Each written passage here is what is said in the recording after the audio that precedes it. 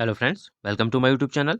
तो फ्रेंड्स, आज इस वीडियो में हम यूपीएससी के प्रीवियस ईयर के जो साइंस के क्वेश्चंस हैं उनको डिस्कस करेंगे, जिससे आपको जो आने वाले यूपीएससी के एग्जाम है इसमें काफ़ी हेल्प मिलेगी और आपको यूपीएससी का पैटर्न समझने में भी मदद मिलेगी कि यूपीएससी किस तरह से क्वेश्चन पूछता है। तो चलिए, बिना टाइम वेस्ट करें वीडियो को शुरू करते हैं। फर्स्ट क्वेश्चन है, निम्नलिखित कथनों में से कौन सा या कौन से सही है। और क्वेश्चन क्या है, विषाणु संक्रमित कर सकते हैं। तो किसे संक्रमित कर सकते हैं? पहला है जीवाणुओं को, दूसरा है कवकों को, तीसरा है पादपों को। और ऑप्शन आपको क्या दिए हैं? केवल एक और दो, बी दिया है केवल तीन, सी है एक और तीन, और डी है एक, दो और तीन। तो इसका राइट आंसर क्या हो जाएगा? तो राइट आंसर हो जाएगा इसका ऑप्शन नंबर डी, यानी कि एक, दो और तीन। यानी कि जो विषाणु है वो जीवाणु को, कवकों को और पादपों को, इन तीनों को ये संक्रमित कर सकते हैं। नेक्स्ट क्वेश्चन देखते हैं हम। क्वेश्चन नंबर 2, कुछ कारणोंवश यदि तितलियों की जाति की संख्या में बड़ी गिरावट होती है तो इसका या इनके संभावित परिणाम क्या हो सकता है या क्या हो सकते हैं। तो पहला आपको क्या दिया हुआ है इसमें? कुछ पौधों के परागण पर प्रतिकूल प्रभाव पड़ सकता है। दूसरा है, कुछ कृष्ण पौधों में कवकीय संक्रमण प्रचंड रूप से बढ़ सकता है। तीसरा है, इसके कारण बरों, मकड़ियों और पक्षियों की कुछ प्रजातियों की समष्टि में गिरावट हो सकती है। और ऑप्शन आपको क्या दिए हुए हैं? ए है केवल एक, बी है दो और तीन, सी है एक और तीन, और डी है एक, दो और तीन। तो इसका राइट आंसर क्या हो जाएगा? तो राइट आंसर हो जाएगा इसका ऑप्शन नंबर सी, यानी कि एक और तीन यहाँ पे सही हो जाएंगे। यानी कि अगर तितलियों की जाति में बड़ी संख्या में गिरावट होती है तो कुछ पौधों के परागण पर प्रतिकूल प्रभाव पड़ सकता है, क्योंकि तितलियां क्या है, परागण में महत्वपूर्ण भूमिका निभाती हैं।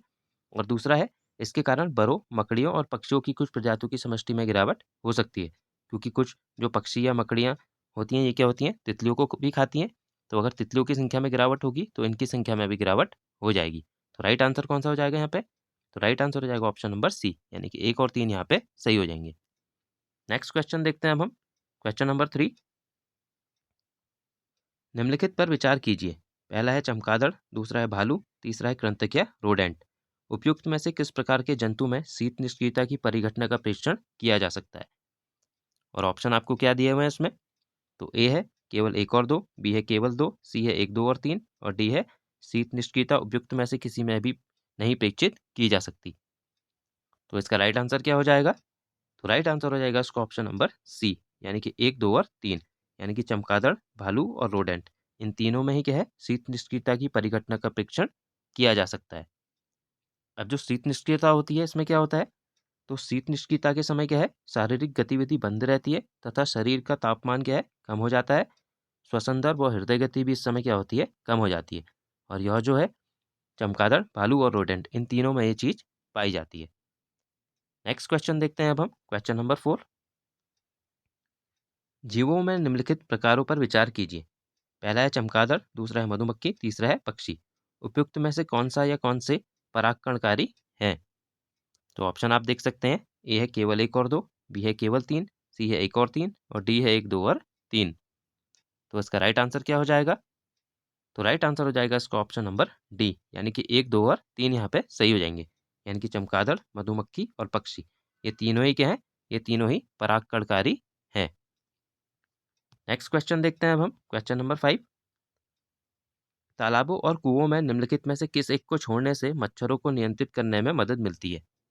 तो ऑप्शन आप देख सकते हैं। ए है केकड़ा, बी है डॉगफिश, सी है गैबूसिया फिश, डी है घोंगा। तो इसका राइट आंसर क्या हो जाएगा? तो राइट आंसर हो जाएगा इसका ऑप्शन नंबर सी, यानी कि गैबूसिया फिश। यानी कि गैबूसिया फिश को तालाबों और कुओं में छोड़ने से क्या है, मच्छरों को नियंत्रित करने में मदद मिलती है।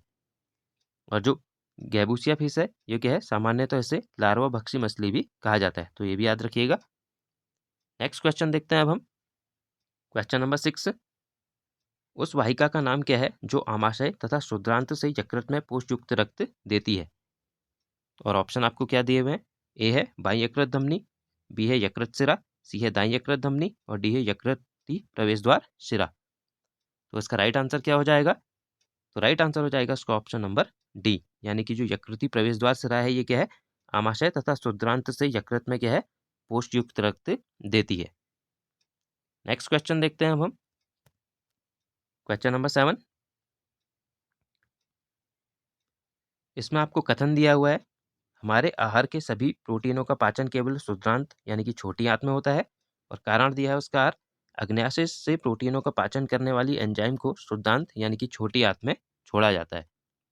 और ऑप्शन आपको क्या दिए हुए हैं यहाँ पे, ए है ए और आर दोनों सही हैं और आर ए का सही स्पष्टीकरण है, बी है ए और आर दोनों सही हैं परंतु आर ए का सही स्पष्टीकरण नहीं है, सी है ए सही है परंतु आर गलत है, और डी है ए गलत है परंतु आर सही है।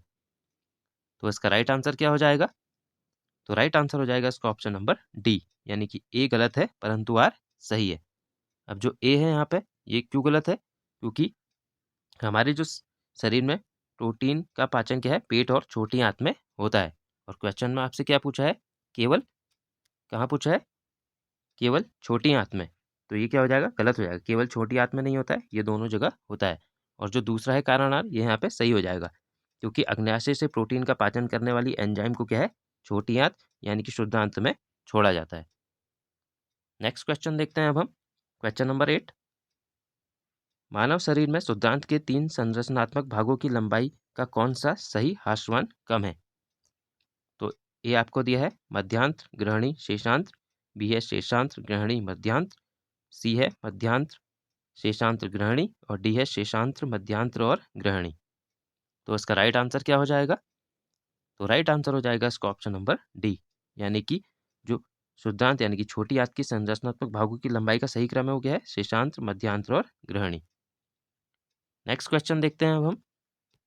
क्वेश्चन नंबर 9, मानव शरीर के कौन से अंग में लसिका कोशिकाएं बनती हैं? तो ऑप्शन आप देख सकते हैं, ए है यकृत, बी है दीर्घस्थि, सी है अग्न्याशय, डी है तिल्ली। तो इसका राइट आंसर क्या हो जाएगा? तो राइट आंसर हो जाएगा इसका ऑप्शन नंबर डी, यानी कि मानव शरीर में जो लसिका कोशिकाएं हैं कहाँ? तो ये दीर्घस्थि में बनती हैं। और लसिका कोशिकाएं क्या हैं? लसिका कोशिकाएं प्रतिरोधक क्षमता में संक्रमण होने की अवस्था में क्या है, विशिष्टता प्रदान करती हैं। तो ये फैक्ट भी इंपॉर्टेंट है, इसे भी याद रखिएगा। नेक्स्ट क्वेश्चन देखते हैं। क्वेश्चन नंबर 10, एक रोगग्रस्त मानव शरीर की निम्न अवस्थाओं पर विचार कीजिए। पहला है सूजे हुए लसिका पर्व, दूसरा है रात्रि में पसीना आना, तीसरा है स्मृति लोप, चौथा है वजन का घटना। इनमें से कौन से क्या है लक्षण एड्स के हैं? तो ऑप्शन आपको क्या दिए हुए हैं? ए है 1 और 2, बी है 2, 3 और 4, सी है 1, 3 और 4, और डी है 1, 2, 3 और 4। तो इसका राइट आंसर क्या हो जाएगा?